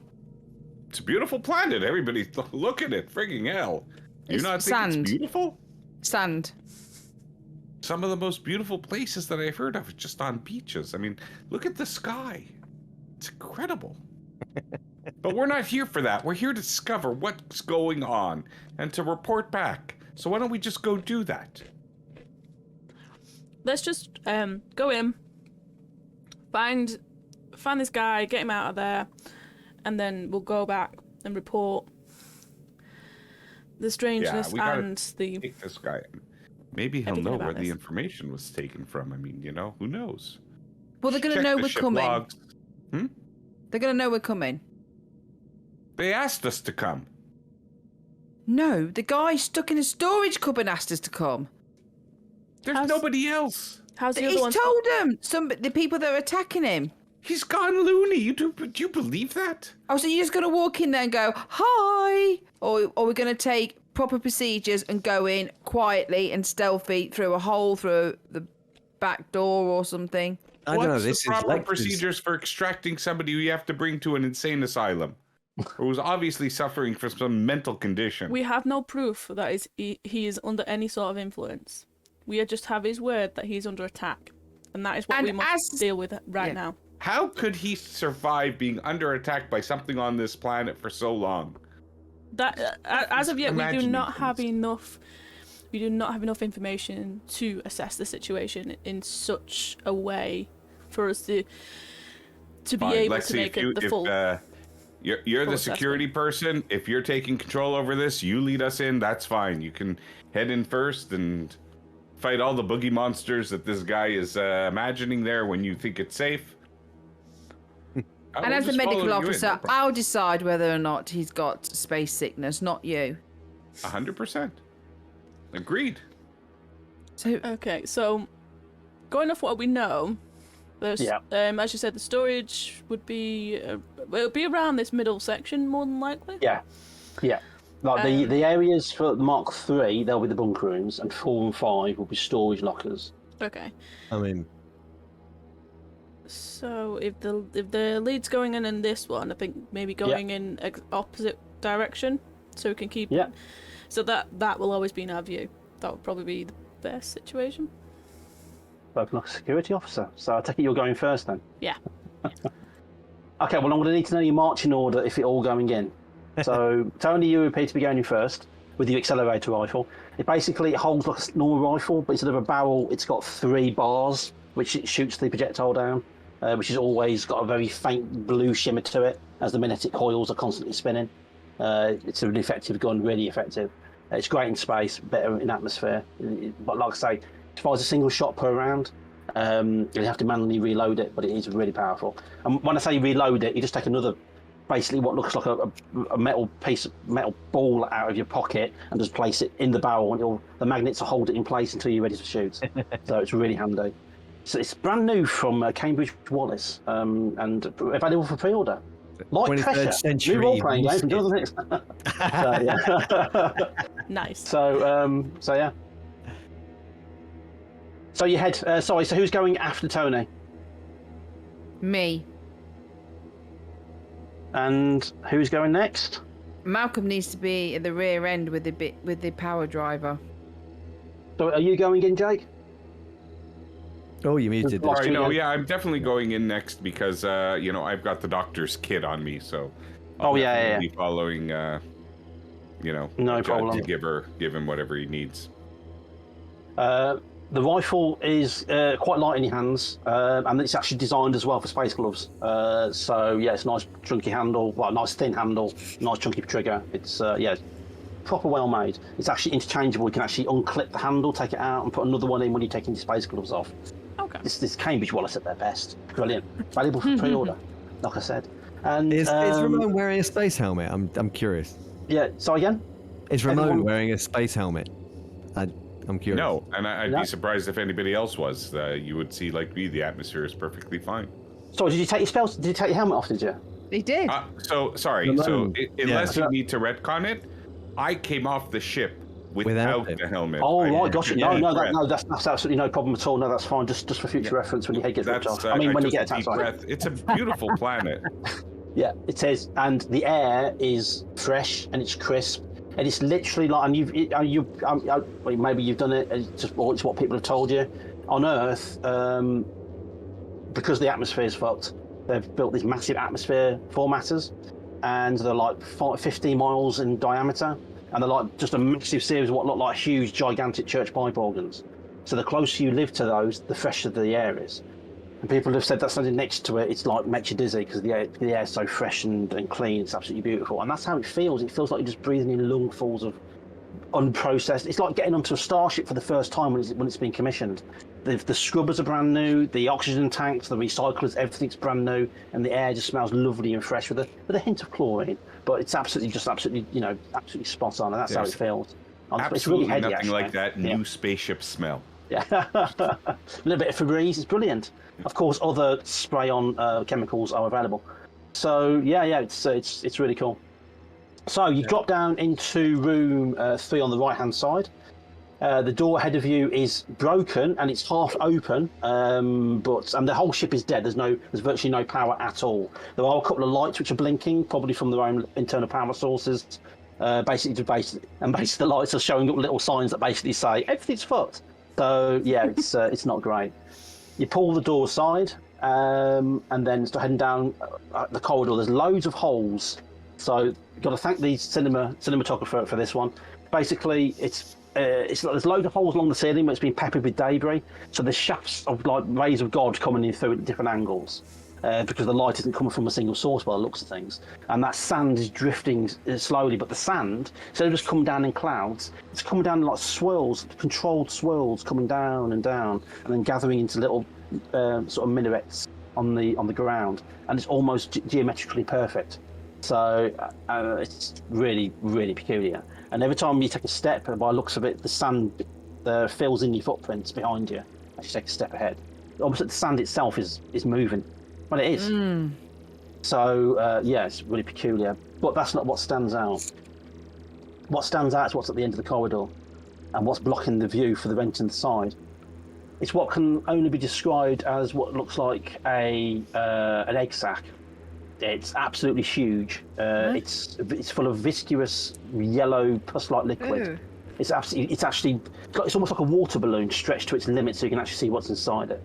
And it's pushing its way into the hallway, and there's like small tendrils growing out of it, probing the walls, and there's quite thick ones. The doorway to location 4 looks like they're constantly moving over the door frame as if trying to find a control or trying to prise it open. But it's what's inside the egg sac that is peculiar. There are 4 bodies, completely naked, no hair. And they're all almost in a fetal position as like they're drifting, and it's 3 human beings. And by the looks of it, they're being deconstructed inside the sack. Their equipment's in there, it's all broken down into its component parts. So the helmet is broken down, almost like it's like a Haynes manual. So it's all broken down, it's all lifted out. And it's the same with their bodies as well. The bodies have been broken down. The skin's coming off the fingers. The finger bones have been broken down one by one. And yeah, you're going to have to make a pressure roll. Oh, crap. Anybody, the first 2 people, because the corridor is wide enough for 2 people, both have to make pressure roll. Tony. Yeah. What's pressure roll again, just so we can... Add your strength to your education, roll a d6, and your target number is 10. So I've got 5. So 6. Ah, 9. Oh, 12. 12. So you're okay, Tony, that's fine. But Angie, you get a pressure point. Have you already got a pressure point?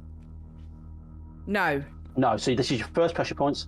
You're also going to be immobile for a single round out of the sheer shock. And you both stood there and, well, there it is. As you enter the room, the sack starts to bulge down the corridor, and those tendrils, they're like veins almost. I don't know if you've seen those really weird mollusk-type creatures underwater, and then when they put the tongue out, it all spreads out into dozens of veins heading in different directions. I'll have to find a video and gross you all out with that. But this is really, really weird. That's what it's like, as the veins are like spreading across the wall.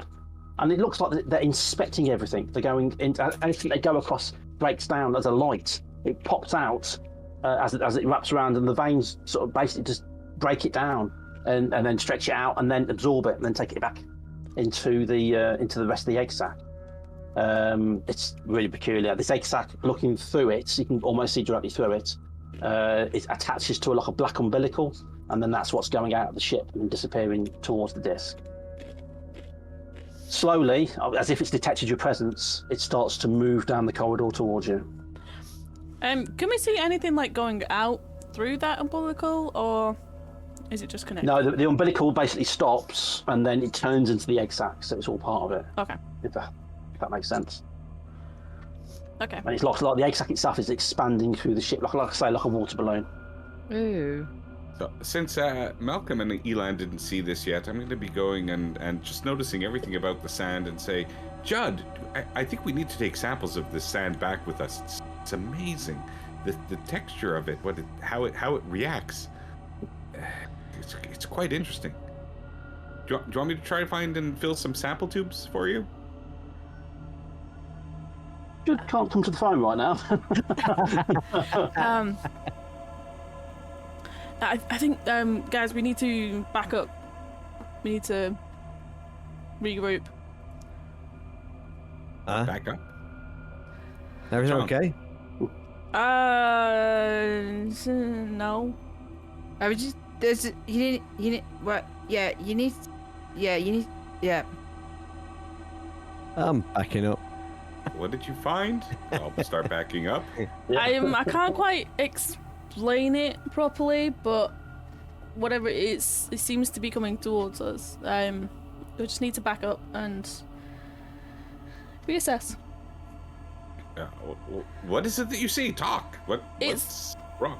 I don't really know what it is, but it seems to have absorbed everything it has its hand on, including the crew that was in this ship.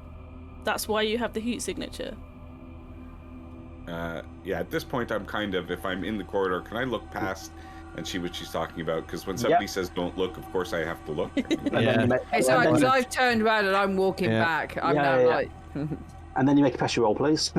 I would have done the same, I think. Yeah, but pressure rolls from over then. Yeah. It's like not. Oh, I made it. Yeah, I do. Who rolled the 1? No, I did. It wasn't me. One. I got don't roll a 1! So is this your first pressure point, Jake, yeah? Yes, it is. Okay, so give yourself a pressure point. You're also frozen to the spot for a round in shock. Yeah, as this thing is crawling along, everybody starts going past you. But yeah, it's going very slowly, so you're going to have plenty of time to get your wits together and get off the ship if that's what you want to do. Ramon, what the fuck are you doing? Come on. Whoa. We gotta get out of here. This is crazy. Look at that thing. What kind of experiments were they doing? Oh, back the fuck up, man. Like I said. Holy fuck. Fucking Wayne Tanaka. Fucking... God damn them. I'm going to put my hand on his shoulder and start dragging him back. On the back of his spacesuit. Yeah, he's not going to handle. I'm dragging him along by that. just so that the other two can back up. Did I move, or am I like immobilized so much? No, that I no, can't move? it's only around. It's only a few seconds. So yeah, you can move now. So yeah, you move out of the ship. I'm on my heels and walking out of this place. What the So you're all standing on top of the ship doing? now. Yeah. Oh, sorry. What the frack is that thing doing? Yeah, I'll do that whole thing where I'm gonna grab him and look at him in the face, going, "Pull yourself together, man! Pull yourself together! Come on!"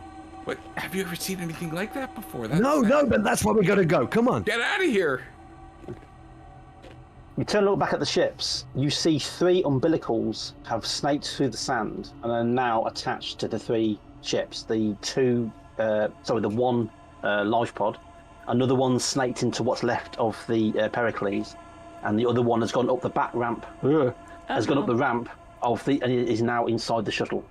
And as you're watching, you can see quite clearly inside the shuttle, the pipe's gone in, and then the egg sac is starting to expand at the end of the pipe inside the shuttle. I'm gonna look at Malcolm and that hammer. You gotta freaking get that thing out of our ship. I'll lift it up and do the whole. I made a promise. For close encounters. We need to get back to whichever to the shuttle. We need to get out of here. If you only listened to me in the first place, and we would have been out of here. One of those things is on the shuttle, Judd. Yeah, we'll go and shoot it and pull the black thing out. I don't think that ship is our only way home. Okay, are we all standing outside now? You're still on top of the Vladivostok. Yeah. Okay. Hello. Yeah. Hello. Are you still there? Yeah, we're Are you still there? We're here, yeah. It's trying to get in still. Can you help me? We can't get We past can't it. get you. What? Why didn't you tell us it was there? I don't know what it is. We just saw something come through and they started screaming. So I locked myself in the cupboard, and then next thing I know, something was trying to force the door open. All I saw was this weird tentacle thing. I managed to slam the door. We're gonna get help. We're gonna go back. We're gonna get help. You just have to hang on for another 3 years. I've only got 6 hours of oxygen left. Okay, are you in the escape shuttle? No, I'm in the storage locker.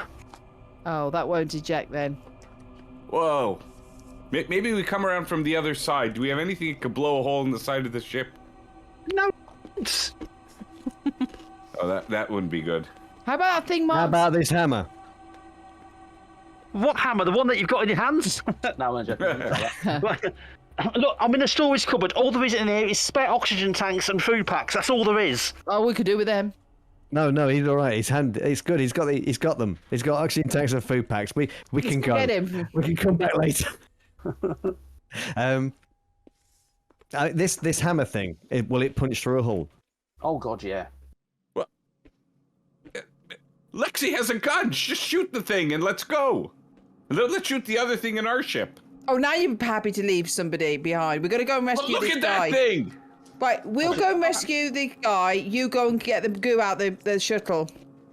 As You're looking gonna back, rescue the guy. I get to go out of the shot. Oh, Malcolm, come with me with the hammer.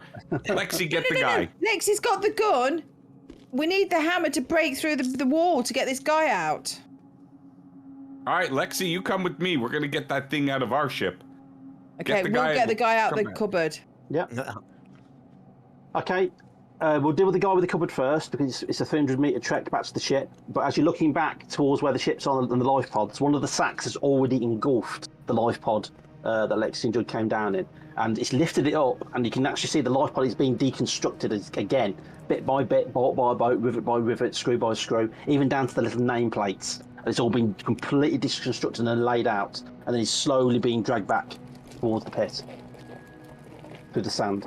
And the sand around the tentacle, the pipe, whatever it is, it's all undulating softly. Yeah.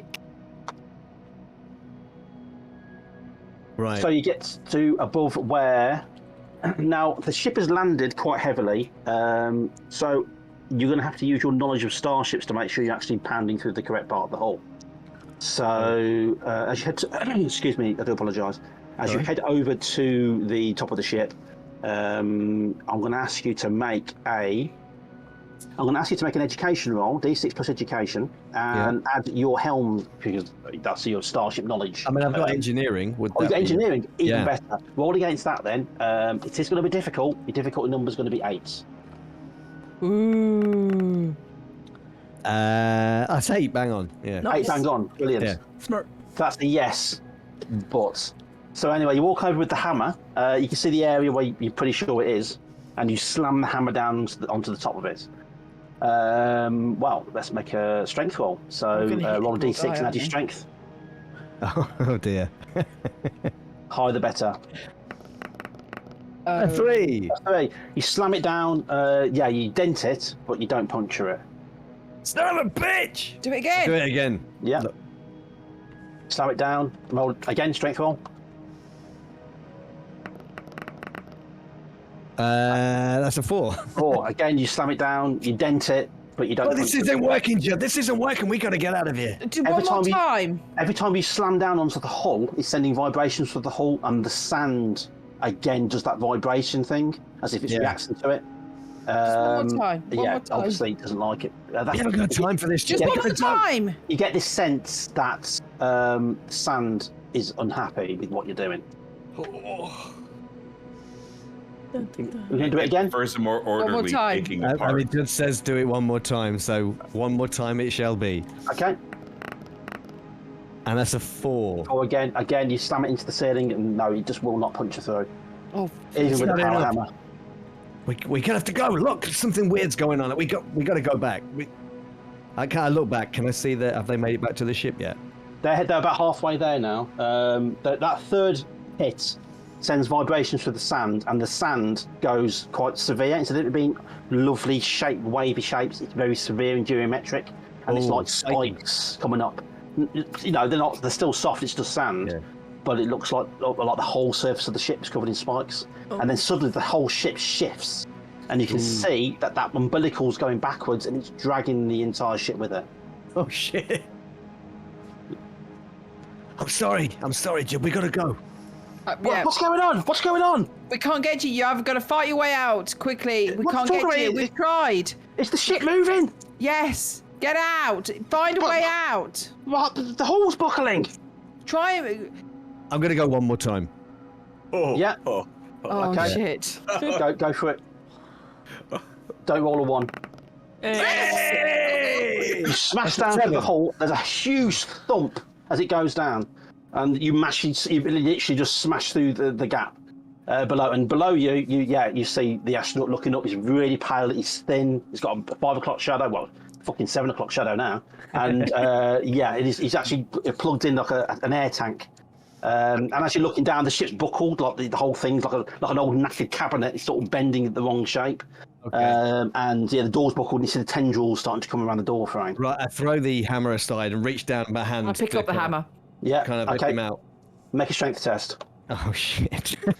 I pick up the hammer and hold him with one arm as well. Oh, in that case, then, add a +1 to your roll. You need at least 5. That's a 4.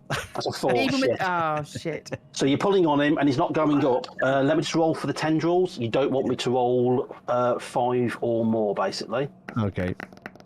No, at the moment they're still coming through, but they're grabbing everything around him. Okay. Up your ass. Okay, do it. Strength roll. Again, you get your +1. Okay. Hey! Yeah. Well, And just okay, so you grab hold of him, you pull him through. Oh, hang on a minute, something's gone wrong here. There we go, it's working now. It failed anyway. So you pull him through. He comes through the gap just as the tendrils sort of come through and start roll down the dune. He's stuck in the inside of the storage tank. Peculiar. But the whole ship is being dragged now through the sand. And again, but now you hit it that 4th time and you punch it through the ship. The sand came up severe, but it's not dissipating. It's still staying severe as you all go tumbling off the ship.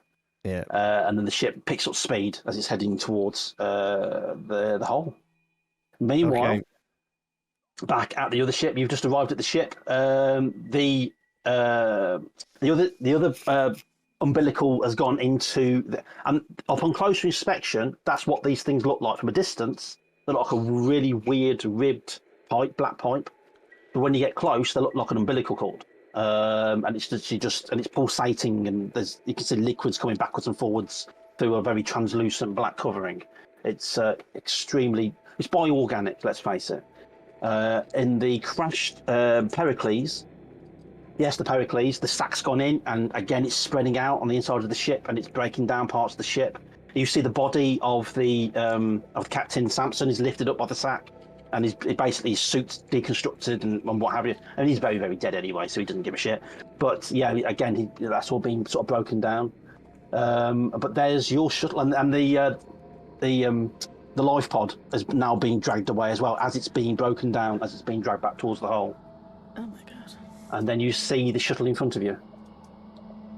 We gotta get into the shuttle. That's our only way off this place. Yeah. We're gonna wind up like that if we don't. I don't want to be deconstructed. Neither do I. What do you want to do? We gotta find something really complicated in the shuttle to throw out for it to deconstruct. It'll take it a long time. I found this Rubik's Cube. We gotta lure it out with something. So just shoot it. Just shoot it. Let's get out of here. It's starting to fill the inside of the shuttle now. The egg sac is. Oh. Okay. What I'm gonna try and I'll try and shoot the umbilical, not the actual egg sac. Yeah. Well, it's an easy target. So you raise your rifle. The light goes green. It's ready to shoot. You pull the trigger. Yes. Okay, let's take a break.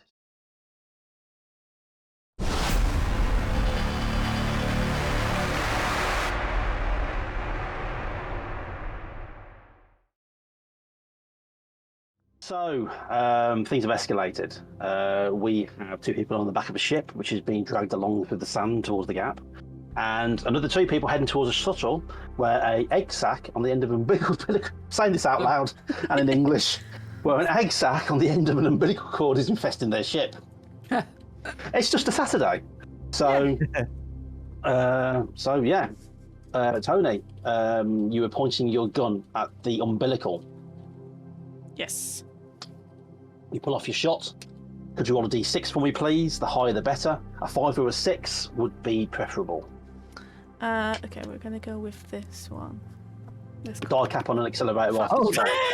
Oh, she rolled a 1. Tony. I swapped my pull off a shot. dice. I made the Yeah. mistake. Now, I swapped my dice. You know the rule. Don't Yeah. Supposed to roll. Have I told you A 1. again and again and again? And what have you done? What did you do? Excuse me. You shoot it in the umbilical. It's a good shot, and it penetrates. But I don't know. Instead of just going straight in, you sort of skim the surface, and you slice it, and then all this ichor pours out, but it doesn't come out like blood. It comes out like a jelly. So it's still stuck together, and it sprays out.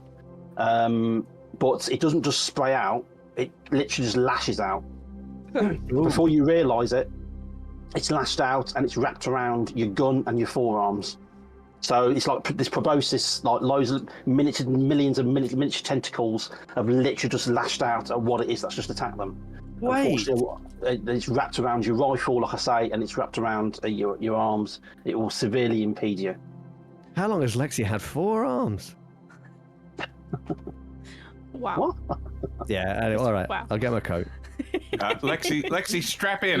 I'm gonna get this thing off of us. I'm gonna get into the piloting seat and I'm gonna start it up.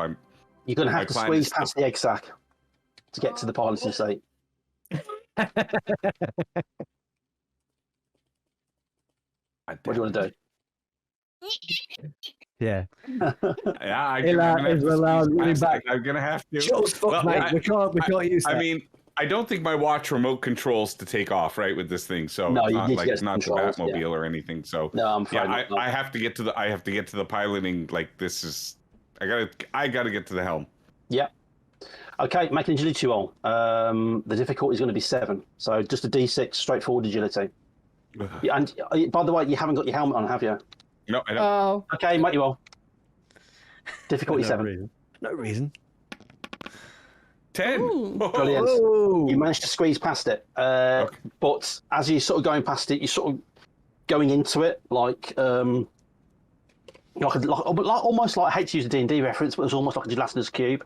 So it starts to sort of press against you and sort of go over you. And sadly, you haven't got your helmet on, so it starts to spill over the lip of your helmet. So you managed to get past it to the seat, but you have kind of dragged part of it along with you. Meanwhile, let's say it's wrapped around your forearms, and you can actually feel it tighten. I'm really badly as well. It's extremely painful. You're going to have to make a high strength roll if you want to try and break free, or you can try and reload the rifle whilst it's holding on to you. Either way, it's going to be difficult, but the choice is yours. I think because Ilan's made a run for it, I'll just try and break it off first off. Yeah, just try and pull away, yeah? Yeah. Okay, so make a strength roll. It's a d6 plus your strength, and your difficulty is going to be 8. So plus my strength. 6. 6. You start pulling away. Unfortunately, no, you can't. And the proboscis and the vein, there's a lot of veins start travelling up your arm and getting to your shoulders, and are really holding on very, very tight. Can you roll a d6 for me? And don't roll a 1. Okay. The pain. I did see the 1. It's like a crushing pain, and it feels like it's tightening so much something's going to break. It's probably going to be a bone. It's really tight and hard. In fact, you can actually see the barrels of your gun is starting to warp slightly as it's crushing down onto the gun. No. So yeah, it's pretty rough. You get to the pilot's seat there, Jake. You plant yourself down, but because you haven't got your helmet on, the actual proboscis have gone down the back of the suit. And you can actually feel it tickling around your neck and your ears as you grab hold of the controls. And then we cut back to Mark and Angie. You're on top of this ship. Yeah. It's being dragged along, and it's starting to gain speed. And you've got this. Just shout, "Run!" Yeah. And grab this guy and shove him down the dune or whatever it is off the back of the ship. Okay, I'm going to need every one of you to make an agility roll. Roll you pair on behalf of this guy as well. And the difficulty is going to be 7. Because the sand, for some strange reason, fucked it. is now starting to thicken around your boots and doesn't want you to leave. Okay. What did you roll? I'll roll a 6. Yeah. Okay. Angie? Oh, sorry. What did I have to roll? Agility. D6 plus agility. Difficulty 7. Why are you making me doing the agility one? What is that? Your lowest stat? Yes. That's why I'm making you do it. 5. Almost 5. If you find it difficult to get off, why can't I click on the dice? Oh, there we go. Boom. I've just rolled 3d6 now. Hold on a second. Boom. And for the guy that you just rescued, 4, 5, 6, 7. Oh, the guy that you just rescued, he's off. Wow. So you pulled him out. You've literally just chucked him. He's gone off the side of the ship. He's slammed into the sand, and he turns around. He's still got his other spare oxygen tank in his hand. As you guys are trying to get off, it's like the sand's suddenly gone very thick, and it's like trying to get through mud right now to get off the side of the ship. Before you realise it, there's a shadow coming over you, and you've started to pass underneath the black disc. And then you can hear like whispers in your ears. As soon as you pass over that threshold, you can just hear just constant. And it sounds like dozens of languages, hundreds of voices, thousands of minds almost, just constantly just whispering in your ears. It's quite distracting. In fact, I'm going to have to ask you to make pressure rolls. And sorry, coming back to you guys as well, Tony and Jake, for what's just happened to you, I'm going to need you guys to make pressure rolls as well, please. Yeah. Now, how do I make it if I already have one pressure level? If you've got one pressure level, make a pressure roll as normal. And then if you fail, then your pressure level goes up by 1. Yeah, so it's your strength and your education added together. Add that to a d6. Education is 2, strength is 3, so that is an 8. You rolled an 8, so you get another pressure. Has anybody got more than 1 pressure point? I've got 2 now. Now I have 2. Jake got 2. I got 8. No, You've got 8 pressure. No, in terms of I rolled an 8. In that case, then you've got 2 as well. Yeah. Well, I got Anybody 2 else got pressure 2? level. Your pressure level is Pressure now level. 2. Yeah, Oh, right, it's two. now 2. Yeah. Yeah. And Tony? I got 11. Oh, so you're cool. Oh, nice. So, yeah. So we'll start with Angie then. This is you going onto the pressure table. Can you roll a d6, please? And if you roll less than 2, if you roll a 1, basically, then you're going to suffer an episode. So 3. Yeah. You roll a 3. So you're okay. You just got a 1 round of inactivity. Jake, can you roll a d6, please? Yes, I will. 4. 4. So you're okay. Again, 1 round of inactivity. And you, Mark. 6. Okay, right. What'd you roll? I rolled a 6, so I'm 6. alright. Brilliant. So at the moment, you're all okay. Had to refer to my own book then. So yeah. So you all okay? So you just for one round you're still stunned. Unfortunately, in that round, Mark and Angie, you're going to get closer to the pit, and Jake, nearly half of your face, and you can feel it touching your eyeballs. Those proboscis are basically starting to envelop your head. Should have kept your helmet on, but hey, I'm not you. So yeah, it's a pain in the arse, but there you have it. The only person that can act in this round now is you, Tony. What do you want to do? You can either reload your gun. I tried, but it's going to be a bit more difficult now, or we can try and pull away again. Wait, well, unless you want to try something else, it's completely up to you. Have we... Saying that, we wouldn't have realised about the other one. I think the aim is maybe to... I'm trying to get this thing off me, because obviously it's causing a lot of pain, but then to try and, I don't know, need to do something to get that thing out of the ship. I don't really know what. But yeah, I think for this one, it's just trying to get it off me again. Okay. So remember, your suit comes off in chunks, so your arms, your sleeves can come off separately. Your helmet comes off. Your leggings comes off. Some do. Yeah, and according to your suit system, the planet is registering an atmosphere. Oh well, yeah. Well, we saw he'll admit that his. So yeah, if I can take my arms off, I'll try and take my sleeve off. Yeah. Okay, make a agility roll then, please. Difficulty is going to be 7 because now these things have got hold of you. To get hold of the clasps and stuff, you're going to have to roll high.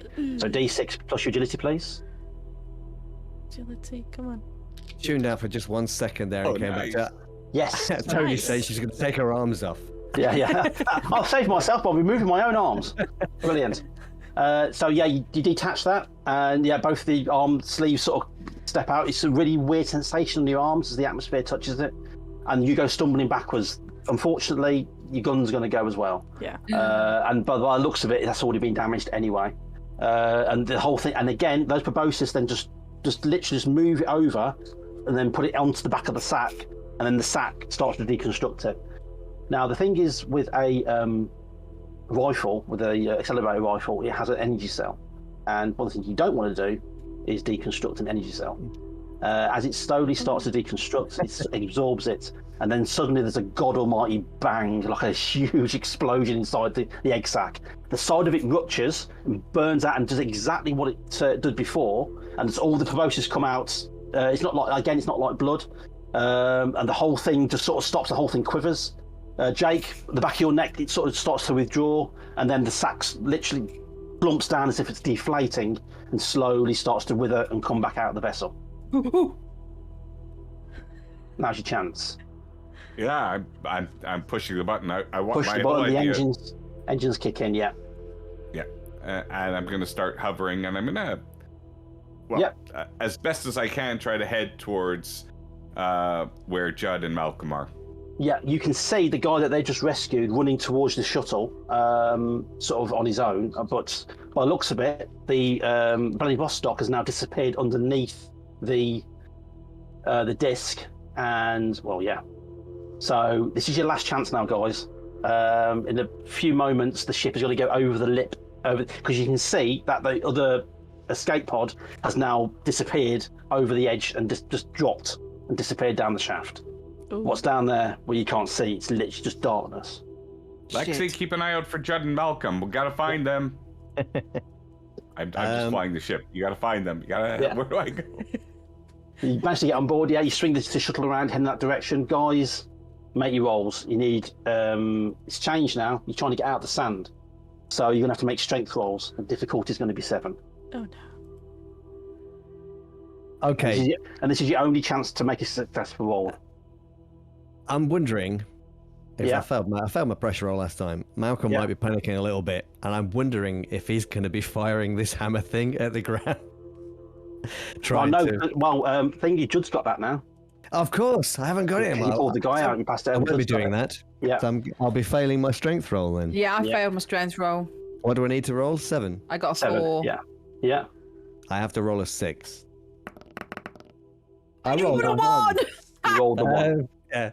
As you go blasting in with the shuttle, you're both just trying to get off, and then then you just feel the whole thing tilt as the whole ship goes over the edge to the shaft. And when you look down to the shaft, it's just stars.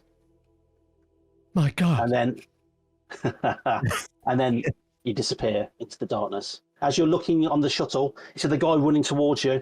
He's sort of looking behind over the comms. You can hear him going, "Oh my god! Oh my god! Oh my god!" And then you see the ship. You see their figures on top of the vessel underneath, and then the whole thing just tips and disappears over the edge. Gone. I think I'll keep trying to get on the comms Judd, Malcolm, what's happening? There's nothing. There's no answer. Oh no. Damn it, I made a promise. Find them. We gotta get them. What do you want to do? Just getting on the ship now. Is the guy still running around? It's running towards you, and it's peculiar because now the readings of the atmosphere of the planet's surface is starting to return to as it was beforehand. You can actually see him slowing down because the gravity is starting to increase point by point by point. See, there's nobody on the surface now without a helmet on, so now the planet seems to be turning back to its original state. Oh no. Well, we gotta hurry if we need to grab this guy and go. Yeah, I'm gonna try to fly towards there. If I notice that the oxygen is like getting thinner here, I'm gonna try to hold my breath. Oh god, yeah, you haven't got a helmet on. Oh yes. I don't have a helmet, so I don't know how fast it's leaving, but yeah, quite quickly. So in that case, then, thanks for pointing that out to your not to your benefit. So can you roll a d6, add your agility, and add your helm ability, please? Helm skill level. Oh, okay. That's a 12. Beautiful. Nice. You swing the ship around, you do a bit of barrel roll, bit of a backflip. Yeah, nice one. I've done 380, no scope. So you basically just swing it around, the back end swings around to the guy, and he wasn't runs there up to the see that. God damn it. Yeah. He runs up the ramp. It's weird because usually you tread sand in from the beach, but as soon as he steps on the ramp and you're above it, the sand just goes, just literally like it's jumping ship, and it just disappears again in those weird geometric patterns down to the surface. He scrambles up the ramp and slams his fist on the side, and the ramp comes up. Lexi, where Judd and Malcolm? They're gone. We lost communication. The ship went somewhere. I can't reach them on comms. Scan for life forms. Scan for heat signatures. There's nothing. The door closes and the cabin pressurizers, returns to normal pressure. I'm gonna look back at Skinny Guy. What the frick happened on that planet? What was that thing? Just get us out of here. Yeah, I can feel the gravity returning. If it gets up to 1.6, you're not going to be able to get to the full 1.6. You're not going to have escape velocity. Just hit your burners. Just get up to. Have you got a ship in orbit? Just get us out of here. Lexi, are you sure about Judd and Malcolm? Well, I can't reach them. They went under the disc. Like they disappeared.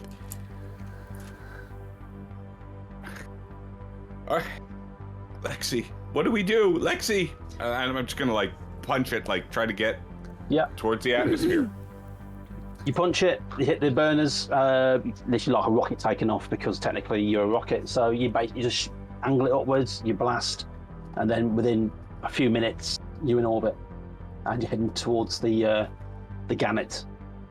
Below you, all your readings on your panels are just going nuts. Magnetic waves, a huge gravity force, not pulling you down, but seems to be localized around the actual planetoid itself. And it seems to be moving away from you slowly and then tilting away. And you see it's like moving as if it's positioning itself in a very, very particular direction. And then it sort of goes past and then rocks and rocks until it stops as if it's really aligning itself in the direction that it wants to go. And it slowly starts to move, and then suddenly it just goes, and it's gone. And all that's left is you, the Pericles, the Gannet, and a few bits of debris and glittering stardust from what was left of the other ships. You managed to dock quite quickly with the Gannet. What? How are we gonna report this? Have we gone crazy? How is that even possible? I don't know. I don't know. But that thing is out there, and it could be anywhere and go anywhere. Well, it seems to be going in a very particular direction. You should be able to extrapolate its direction from its last known course. Oh yeah, whatever scientific readings the shuttle will allow me to collect on that thing, I'll be, even though I don't know if Lexi knows how to do it, but like try to get this, it's like. Yeah. I pushed the buttons you tell me to, but other than that, Exactly. Basic training, Yeah. Wow. So, what is it you want to do? Sorry. Collect the readings and get to the Gannet. Gotcha. You get the readings. Yeah. The shuttle docks. The clamp. The doors open. The clamp arm comes out, attaches to the shuttle, brings it back on board. It all closes. But whilst that happening, the guy is sat there. He's taking his helmet off. He's looking really gaunt. He stinks of shit. He's obviously been sat in his own shit for the last 15, 20 hours. And he sort of sat there and he said, look, when we arrived here, the Pericles, still in orbit, quite badly damaged, and we offered to assist. And Harris, their science officer, came over to help us. But we don't know what was going on. They were just talking shit. They were talking about how wonderful the planet was and how beautiful it was and how they just wanted to go down there and they wish they had a shuttle. And then they said, can we use your ship? We said no. And so she took it anyway. And we managed to wrestle her off. And then as we were flying past, she jumped into a life pod and ejected and went smack up our asses and blew her engines out. She died instantly. But we went down. And all we heard all the way down was their Captain Sanson telling us that everything was going to be all right and that we should be happy about this. We only came here to jump the fucking claim. So, we only came here to make some money. And then next thing you know, we crash land on the surface of the planet and that fucking womb egg sac thing starts eating stuff. And it's weird to watch. It was like there was bits of wreckage everywhere. And then it was just covering them over and breaking them down bit by bit like it was... I don't know, like it was analysing them and checking them out and breaking them down to find out what they were and then taking them back. And then when it turned up, I mean, our captain, Brian's, went up to see what he could do and then it starts to envelop him and he's screaming and he's breaking his hand down and his arm and then his suit and... Oh, jeez Christ, man. And then that's when I hid in the cupboard. I've been there for 20 odd hours and then you guys arrived. I'm so sorry. It said on my suits that there was another ship, but my comm range was absolute bullshit. Couldn't get out. I don't know, it was like there was some sort of jamming signal I couldn't communicate. I was screaming down my comms telling you not to land, and I knew you couldn't hear me. I'm so sorry. I'm so sorry. So did your crew didn't have any effects from... Well, they'd only been here a few hours. Apparently they'd been here for a day. They'd already damaged their engines from a forced deceleration. They overshot their what do you call it, the threshold, and then he smashed into the damn thing. We were a bit luckier. Jeez, I think the same thing happened to us. We had one of our crew members, Malcolm. It really seemed like he wanted to go down to the planet too for some reason. Not sure. And he's not here to defend himself. So yeah, I'm sorry. Well, I mean, the thing's fucked off now. Can we just go home? Well, yeah, but I mean, you gotta tell Wayne Tanaka what happened there, and of course we gotta report tell to them. Cambridge Wallace. I mean, they gotta know about this. This is freaking insane. I've never seen anything like it. I mean, where did it go anyway? I'm not sure. Yeah. So the trajectories, if we could. Oh yeah. Check that. Yeah, check it out, and yeah, going by its trajectory and taking into account sort of gravity lensing, whatever it's called. There's a 99.5% chance that it's on its way to Earth. Okay. Speed, calculating, all that. I mean, I'm not Judd, but maybe we could figure out speed. I mean, if it keeps its acceleration the way that it's going, it should be there within 7 years. Okay, and we have a year and a half. Yeah. I'll send whatever communications and information I can, and yeah, I don't want to go into hypersleep. I'm like, We can't go into hypersleep. We got to spend like freaking. I don't trust hypersleep now Yeah. for a year and a half. I'm gonna age on this journey. Yeah. Wow. It's an 18-month journey back to the closest station. Well, back to your station of port. You can't go anywhere else. You can stop off at a free port on the way, but then you'll be breaking terms of your contract. You've got to go back to Grant Stellar Station. Clark Stellar Station. So that's 18 months away. So you'll arrive in 18 months, and then 5.5 years later, that thing, if your calculations are correct, that planetoid will then arrive. Yeah, it could still be accelerating more as it goes. Who knows? Who knows? And that is the end.